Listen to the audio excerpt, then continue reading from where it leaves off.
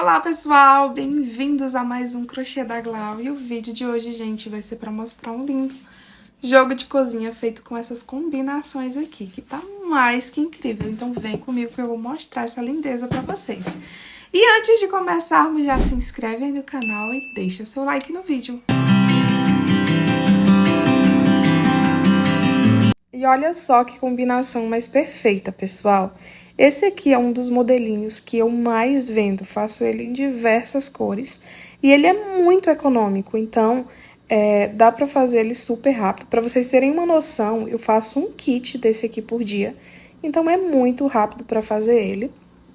Demora apenas um dia pra fazer as 3 peças. Sobre os tamanhos, pessoal, o menorzinho ele tem 70 por 40 centímetros e o maior, né, a passadeira, ela tem 1 metro por 40 centímetros. O passo a passo já está disponível no canal, basta você ir aí na descrição, clicar que vai te redirecionar para o vídeo. Vamos então para o material, pessoal. De material a gente vai utilizar a cor cru, 600 gramas, fio número 8. E ainda vai sobrar muita linha, tá bom? Apenas um tubinho também pequeno de 600 gramas do verde água, cor clarinha.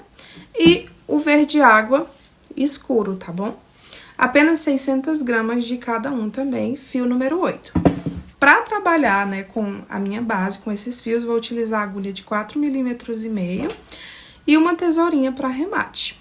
Para as folhinhas e flor, né, eu vou utilizar essa tonalidade aqui de vermelho e essa tonalidade de verde da Barroco.